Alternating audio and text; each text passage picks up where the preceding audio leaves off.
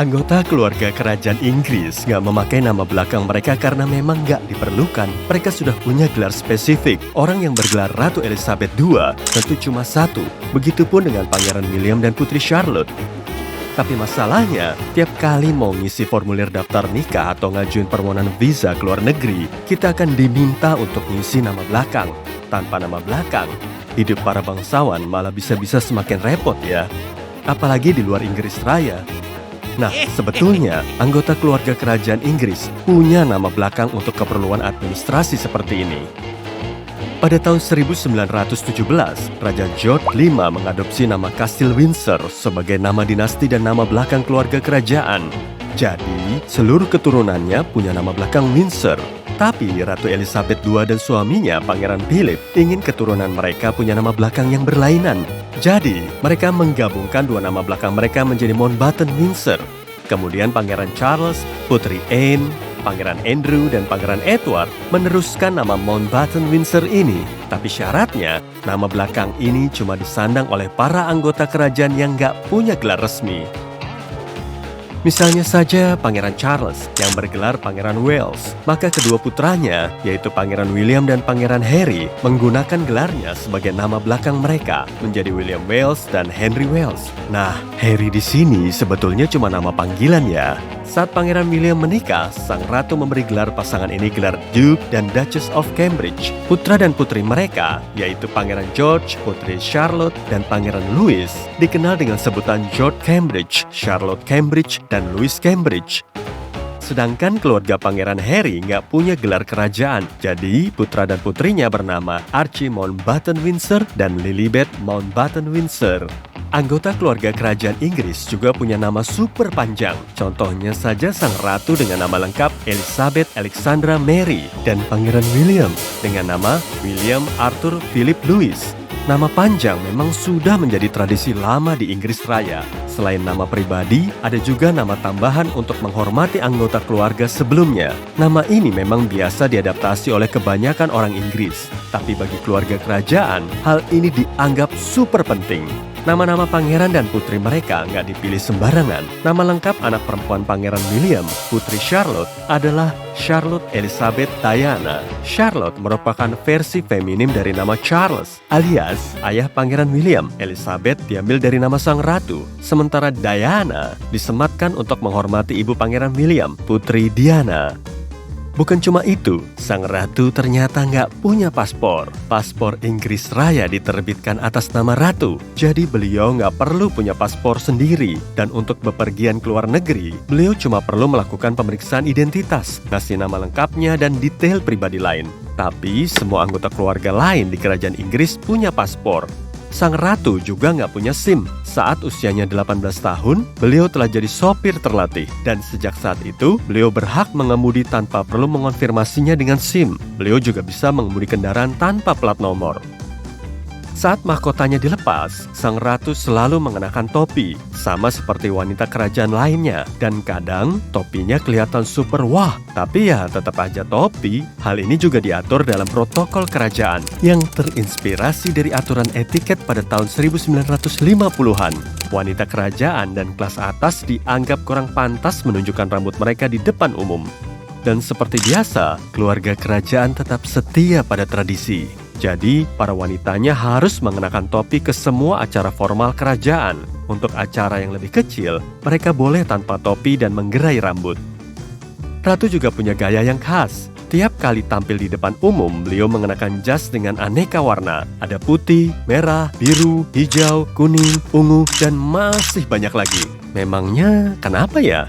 Yang pertama, karena ini sudah jadi gaya khas sang ratu. Tapi yang lebih utama lagi, dengan warna-warni ini, beliau jadi kelihatan menonjol di tengah kerumunan. Sehingga publik bisa bilang, wah, aku melihat sang ratu. Ratu juga selalu membawa tas tangan. Kalau dipikir-pikir sih sebetulnya nggak perlu juga, karena di dekatnya selalu ada banyak pengawal yang setia menemaninya. Mereka bisa membawakan barang apapun yang beliau minta. Tapi tas tangan ini juga punya fungsi rahasia, yaitu untuk mengirim pesan ke para stafnya. Biasanya sang ratu memegang tasnya di sebelah kiri, dan saat tas ini berpindah ke sebelah kanan, berarti beliau ingin mengakhiri percakapan. Para penjaga kemudian mengintervensi dan membawanya pergi. Misalnya dengan bilang, seseorang telah menunggunya. Nah, kalau tasnya ditaruh di atas meja saat sang ratu makan, artinya beliau mau mengakhiri makan malamnya dalam 5 menit. Ratu juga selalu mengenakan sarung tangan karena 2 alasan. Yang pertama, lebih bersifat praktis, karena ratu perlu berjabatan dengan banyak orang setiap hari. Sarung tangan bisa membuatnya terhindar dari paparan kuman, supaya beliau nggak gampang sakit. Yang kedua, karena sudah menjadi gaya khasnya. Tapi ada kalanya sang ratu harus melepas sarung tangan, misalnya saat makan. Aksesoris ini nggak boleh dipakai di meja makan. Cara ngelepasnya pun ada panduannya loh, yaitu dengan menarik sarung tangan sedikit demi sedikit di masing-masing jari hingga lepas, kemudian taruh di pangkuan di bawah serbet. Ratu ngerayain ulang tahunnya 2 kali dalam setahun. Ulang tahun aslinya pada tanggal 21 April. Tapi beliau juga ngerayain ulang tahun resminya pada hari Sabtu kedua di bulan Juni setiap tahun. Parade besar di perayaan ulang tahun pemimpin kerajaan Inggris sudah menjadi tradisi sejak pertengahan abad ke-18 sampai tahun 1908. Kemudian, Raja Edward VII atau kakek buyut Ratu Elizabeth ngerayain ulang tahun aslinya pada bulan November. Cuaca bulan November di Inggris Raya kurang cocok digunakan untuk menggelar perayaan. Dan saat Raja Edward berulang tahun, biasanya diguyur hujan. Tapi beliau tetap menginginkan perayaan besar. Maka kemudian, parade ini diadakan di bulan Juni, saat cuacanya lebih cerah. Sejak saat itu, para penguasa Inggris punya ulang tahun asli dan ulang tahun resmi pada bulan Juni dengan parade besarnya. Tapi sebenarnya, apa aja sih yang dilakukan oleh keluarga kerajaan? Ratu nggak memerintah lagi, tapi menjabat sebagai kepala negara. Beliaulah wajah resmi negara tersebut dan menjadi pihak yang menemui para pemimpin dunia. Meskipun nggak membuat keputusan langsung dalam bernegara, sang ratulah yang akan menyetujui dan menandatangani berkasnya. Ratu juga terlibat dalam pelayanan publik dan amal. Di area ini, para anggota keluarga lain membantunya mengambil alih sejumlah tugas. Tiap kali ratu nggak bisa hadir, mereka akan melakukan tugas resmi sebagai wakil, termasuk mengunjungi seluruh Inggris dan keliling dunia, mendatangi rumah sakit, badan amal, dan organisasi lain sebagai wujud dukungan.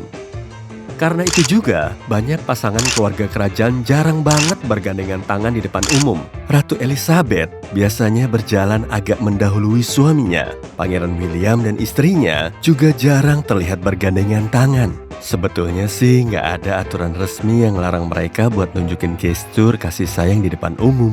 Jadi, semuanya itu sudah jadi pilihan mereka. Setiap kali tampil di depan umum, mereka sedang bekerja dan mereka sedang mewakili ratu.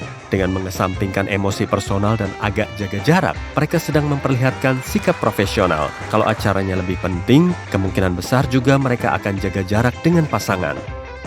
Nah, kita ngomongin soal pendapatan para anggota keluarga kerajaan nih. Ternyata ada banyak sumbernya. Sang ratu punya gaji dalam tanda kutip. Pemerintah Inggris membayarnya hibah kedaulatan yang memenuhi semua tugas kerajaan. Uang ini berasal dari properti yang dimiliki kerajaan. 15-25% keuntungan properti akan masuk ke kantong sang ratu. Keluarga kerajaan punya banyak tanah dan properti. Jadi dari sanalah mereka mendapatkan uang. Uang lainnya juga berasal dari investasi pribadi. Di antara semua anggota keluarga kerajaan, kira-kira siapa ya yang paling kaya?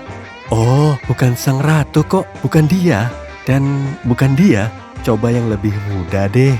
Salah, bukan dia. Anggota keluarga kerajaan yang paling kaya adalah Putri Charlotte. Menurut perkiraan, nilai kekayaan bersihnya berkisar di angka 5 miliar dolar atau sekitar 70 triliun rupiah.